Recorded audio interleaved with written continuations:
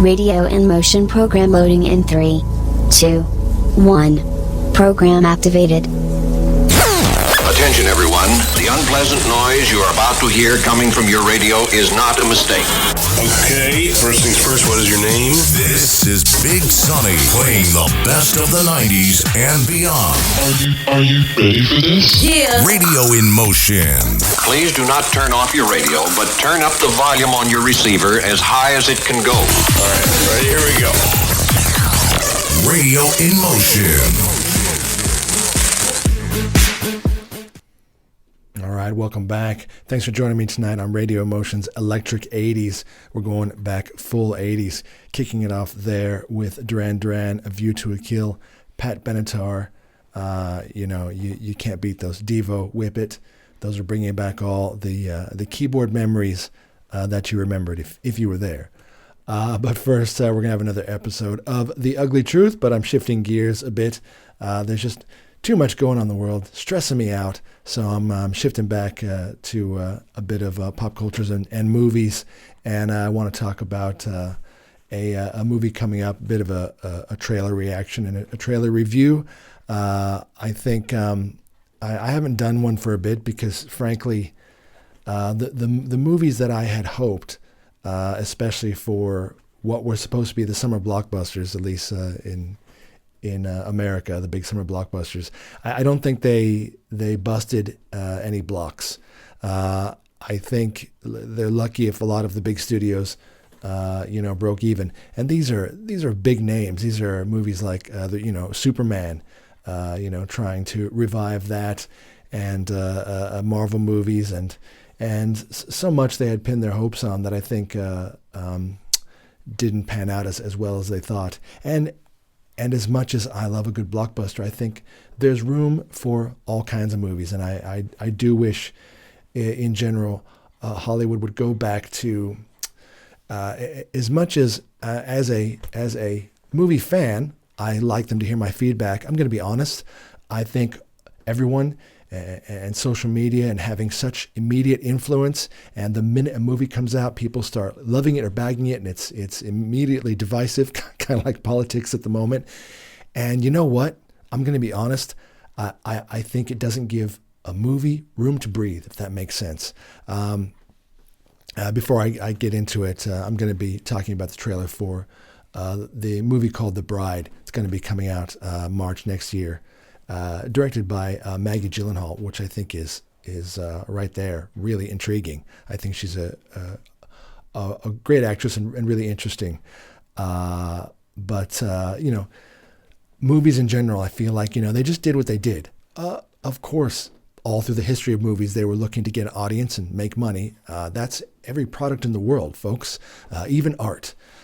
Even your most dyed-in-the-wool artist that's only doing it for love, even in music, they got to pay the bills. So I'm not saying movies weren't looking to make a return. Having said that, I do think that whether it was a story that the writer was passionate about, and then it was adapted into a movie, and then a director got on board. I can envision this, how it's going to go. And then the producer said, yeah, I'm behind it. This is a passion project. Let's make it work. I'm not saying every movie was like that, but I do believe most of them, like anything, like a piece of art, it was more about doing it and the art. And then, of course, you sit back and you hope you get paid. You hope you have a good return. And when the reviews came in, I'll be honest, the movie had already been out, possibly for a couple months, maybe longer. A good long run in the theater. Word of mouth, of course, is a huge thing, and that has always been around. Word of mouth would get around, and that can spread pretty fast. But still, I feel it's still not as fast as someone, especially, every want to be a YouTuber, and look, I'm one of them. My shows go on streaming, but there's the ones that have actual influence, and there are hundreds in between who have medium influence, and then all the dregs. But the point is, there's always someone who gets a preview. This is before the movie comes out. They get an electronic press kit. They get some more behind the scenes. They watch it, and if they do like it, yeah, I'm going to say that helps the movie.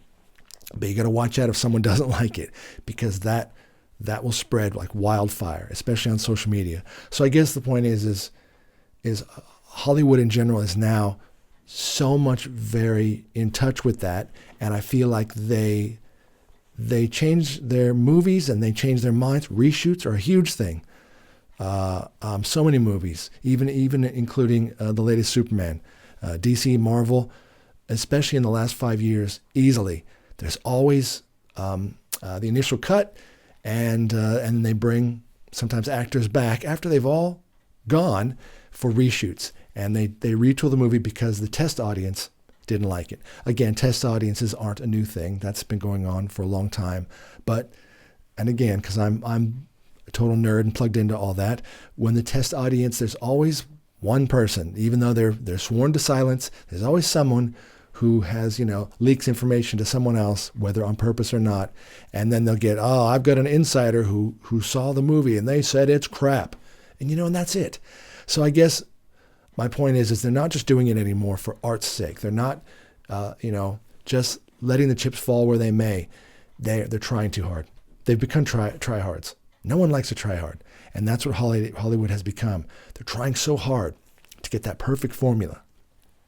And sometimes you can't. You gotta try something new. You gotta throw the spaghetti against the wall, see if it sticks. Okay, it's as simple as that. So I wish they would return to that. Is my point, and not worry so much about what are you hearing? Do we have to retool it? Even that famously happened with Mission Impossible, and there were reshoots for the DC movies, and they brought them back for Justice League for reshoots. And, frankly, that one was extreme because people can tell, especially if months have gone by, maybe up to a year. Within that, still, people change. People gain weight, or they're changing for another movie.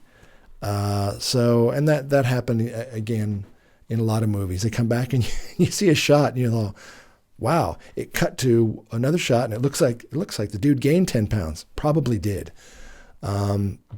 So yeah, in general, I wish they would just make movies for making movies' sake. And so this one that I'm going to talk about, I've been looking for someone to review it, but not a lot of people have. So I'm going to review it, and I hope maybe others do. So this is The Bride, written, directed, and produced by Maggie Gyllenhaal. I think that, again, that is really pretty cool. And, I'm sure everybody has some idea of Frankenstein, Frankenstein's monster, and all those classic versions of it in the early days of Hollywood. And of course, along with Frankenstein's monster, and I say that because people often get that wrong and it drives me crazy. They call him Frankenstein. He's not Frankenstein. Dr. Frankenstein is Frankenstein. Frankenstein's monster is Frankenstein's monster. He has no name. His name is, okay. But look, if you're a fan or not, I'm sure somewhere in your life you've seen an image or a snippet in your mind about the Bride of Frankenstein. And that movie, funny enough, the actual Bride, didn't get a lot of screen time, I must say, and that is interesting. And again, this is not spoiler alert. This is just, we're going to talk about the overview and the basic plot, and you can get this from the trailer. By the way, I'm not going to watch the full trailer. I might slip that in later if I put it online, but I'm broadcasting on radio at the moment, so it would be a bit confusing to hear that. But definitely look up The Bride, have a watch on YouTube. I'll put the link, obviously, when it goes on YouTube. Definitely watch it. It's fantastic. But yeah, so The Bride of Frankenstein, funny enough, she didn't get a lot of screen time. And, it was towards the part where they were basically, wanted to create a wife for Frankenstein's monster. He was getting bored with the bachelor life, and he needed someone to say, have you picked up the laundry? Anyway, I'm joking, but it didn't work out, and that theme has gone through a lot of reiterations of The Bride. Usually, the bride is like, and hates Frankenstein's monster. So that relationship usually doesn't work out. Interestingly enough, in this trailer, it looks like Frankie, as she calls him, which is kind of funny, and the bride looks like they're a bit of a dastardly duo. And that's kind of cool. I like that. And the other interesting thing is this takes place in 1930s Chicago. And that's a pretty cool time because I feel like, Frankenstein tends to be set more in the early era before the sort of modern age, 20th century age. It's more set before that on the cusp. So 1930 Chicago, that's pretty cool. Some gangster action. So yeah, this is coming out March 6th, 2026.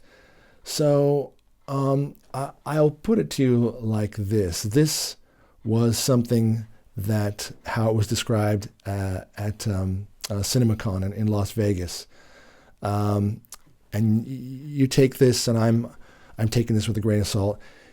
They said it's like Bonnie and Clyde and Wild at Heart, great movie, and all those characters, but ours has petrol in its skin, and we're holding a match to it. Also calling it the punkest love that's ever existed. I'm also thinking very much Mickey and Mallory Knox from Natural Born Killers. Woody Harrelson, Juliette Lewis. Again, if you're a movie fan, you would have definitely seen that. If not, check it out. So I should have said this first. I was going to say when I saw it and when you see the trailer, I do think there is an interesting tone of Bonnie and Clyde because it shows them together. They're sort of running from the cops or running from people, and they're dressed. Look, maybe it's just because it's that era, and whoever's doing the dress and the wardrobe, they're making it authentic, but they really do look like the sort of Bonnie and Clyde look, and yeah, on the run, being chased.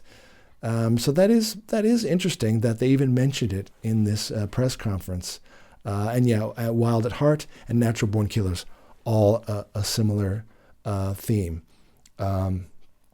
So this this tone seems a bit dark and stylized, certainly very punk, and that's pretty cool. So definitely the visuals evoke that whole 1930s Chicago noir, smoky streets. Definitely the period costumes, gritty textures. So that's cool. If you're going to do it right. And yeah, the relationship between them seems framed more as outlaw lovers and partners in crime.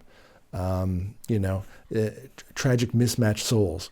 And I always think that is a pretty cool take on what you would hope, Frankenstein's monster and the bride, because, well, they are very sad souls that were brought back to life and nobody, asked them. They're brought back to life and have no idea of the memory of even growing up and being human. And in a lot of ways, I think those memories and, the natural progression of a human life from childhood to adolescence to adulthood, even though a lot of adults still act like children, there is a natural purpose to that. You can't fall out of the sky. As an adult, you would be confused. This also sort of probably spills over into a lot of the, movies that we all love, android and artificial life movies, whether it's Blade Runner or Terminator, but especially in Blade Runner, those themes are sort of explored in that, you're creating a very intelligent being from life, and it has no safety net, something to fall back on to I suppose, keep its emotions in check. Again, assuming you had a good life. If you had a terrible life, well, I think the writing's on the wall with that. You would see that person usually ends up with problems as an adult. But, you had a semi-stable life, you can look back at the memories and maybe they can help stabilize you. So anyway, I think that's interesting that these two might actually have found each other and found, solace in each other. Again, the original Bride of Frankenstein, and other versions of that, the bride actually usually falls in love with Dr. Frankenstein and rejects the monster. That's a bit sad. Why does it have to be like that? So the cast, Christian Bale as Frankenstein's monster. That's pretty cool because, as you know, Christian Bale will throw himself in any role, as he should. He's a professional, and I think he'll definitely love the makeup part, because we all know he's a perfectionist. The movie The Machinist, he lost all that weight for real, a lot of weight, and he's someone that I was making the joke. Oh yeah, those scars on his face and the horrible bent nose as the monster, that's real, of course, because it's Christian Bale. Yeah, he just said, nah, just hit me really hard and take the knife. No prosthetics. Go ahead and let's cut into my face. Yeah, I'm joking, but he is someone that, would throw himself into his work as such a perfectionist that he would ask for real scars. Jessica Buckley as the bride. She looks really pretty cool with that. Annette Bening's in there. I don't think I saw her in the trailer. So again, this isn't a spoiler. You can look this up. Actually, so she plays Dr. Euphonius. No idea if I'm saying that right. So this is the person that Frankenstein's monster, we'll call him Frankie, that Frankie goes to ask to help, make him a bride. And finding, obviously, who they find to bring back to life. Peter Sarsgaard, he's always pretty solid. Funny enough, that is Gyllenhaal's husband. So hey, that's okay. Nepotism. Why not throw a family member in there, especially if they're good? Penelope Cruz, whatever. Sorry, I have no feeling one way or the other about Penelope Cruz since the Tom Cruise days, whatever. And Jake Gyllenhaal, I think just a bit of a side part, but that's pretty standard. And, look, they've been in movies before, Jake Gyllenhaal and Maggie, both in Donnie Darko, of course, playing brother and sister, which is great. And they're actually good in that because, sometimes, and this happens a lot in movies or TV, someone who is related, brother and sister, it's funny, either they're trying to make it so that, they don't come across so obvious. But in this one, I don't know what to say. They came across really, really natural as brother and sister because they are. I'm just saying it doesn't always translate to the screen. And a quick one about, again, Christian Bale. I was just thinking back, man, his first movie, was Steven Spielberg's Empire of the Sun. And I was thinking, how old was he in that? And then I was like, oh, wait, he is the exact same age as me. And I'm not going to tell you what that is. But I'm just saying, I remember seeing it. It turns out I was the same age as him when he was in Empire of the Sun. I will tell you when it came out. It came out in 1987. So that's pretty cool. But yeah, I think, the sort of natural retelling of Bride Frankenstein movies, where the bride either rejects the monster or is tragically killed.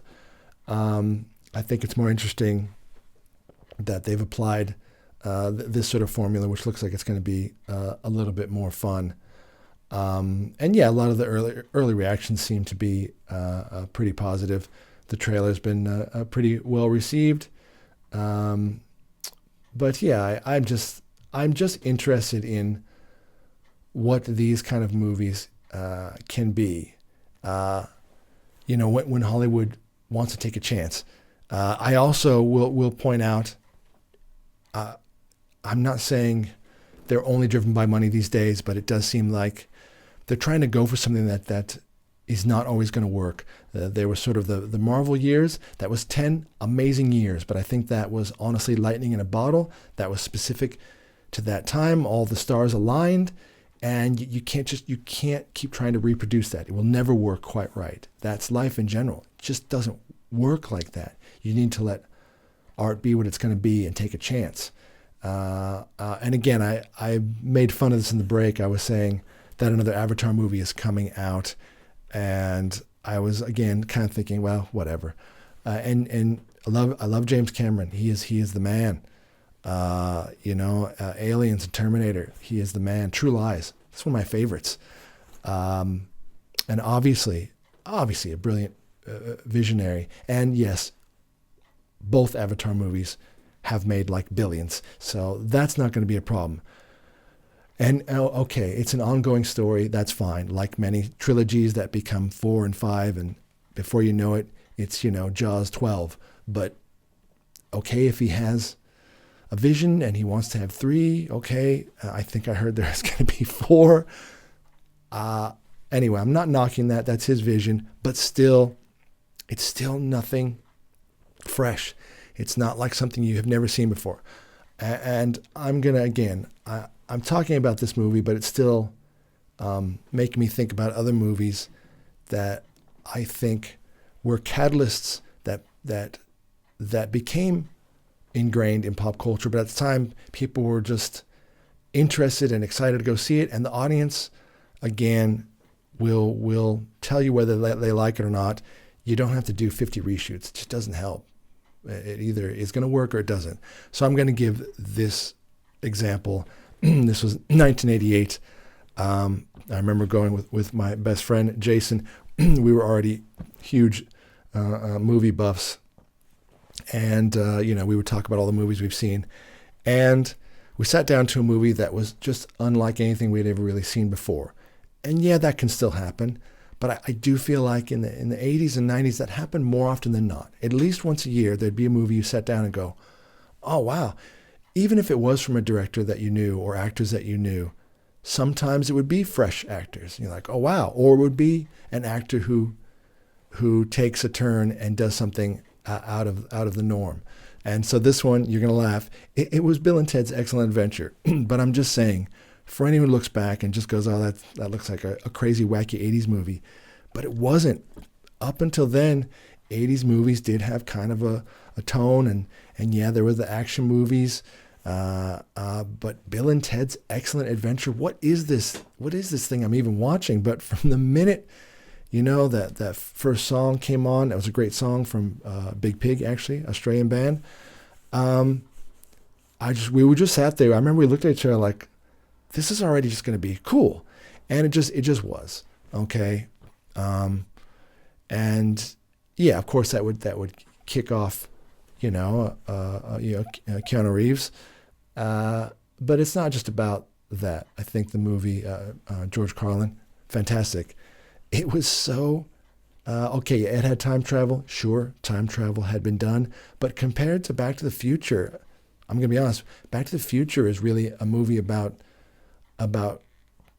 sort of showing the as much as there were differences, the 80s and the 50s had some similarities.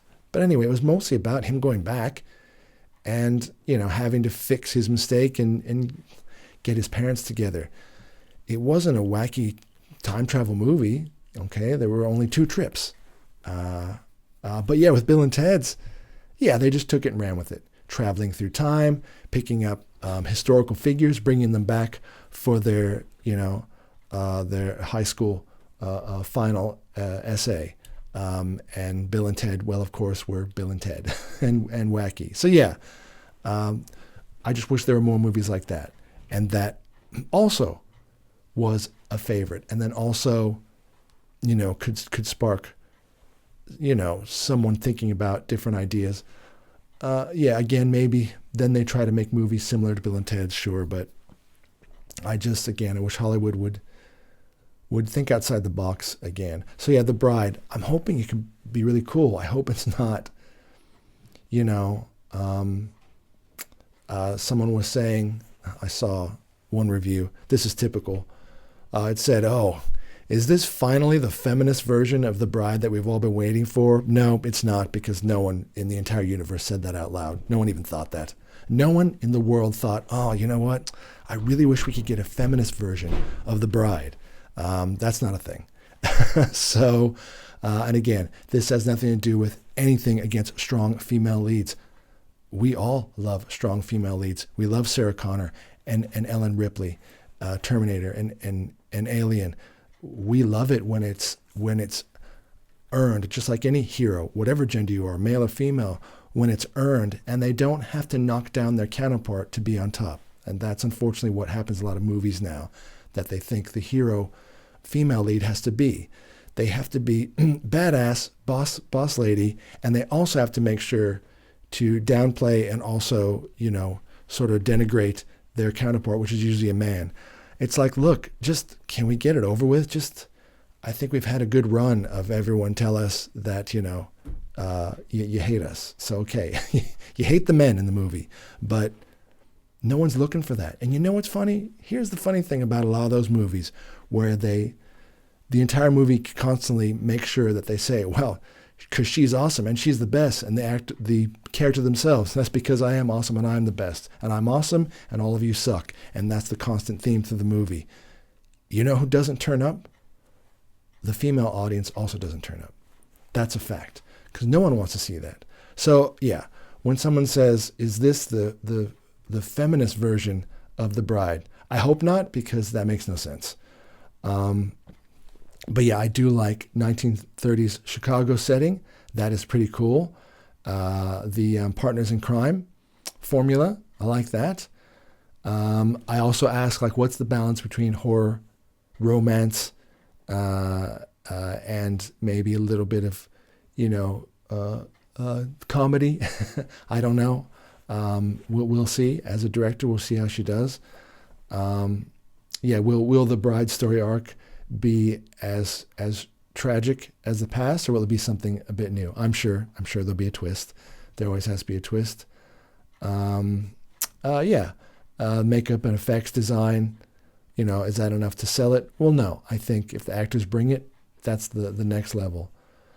But yeah, and this was the one last thing I wanted to say. This movie, if it's done right, I tell you, this could have been what I think the Joker 2, I forget the full name, the Joker sequel, this is what people wanted and didn't get, because that movie, was a complete miss.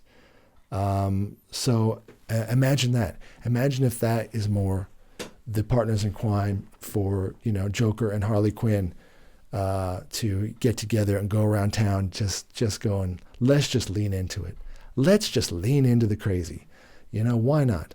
Frankie and the Bride, let's just lean into it. No idea what's going on, but we're both alive, so let's live it. There is a part where Christian Bale, again, watch the trailer. It is fantastic.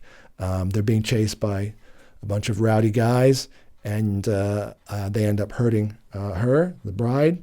You can imagine Frankie didn't like that too much, so he comes back, and he does some Frankenstein's monster stuff to them, let me tell you. And a lot of, and smashing, smash, very Hulk smash, Frankie smash.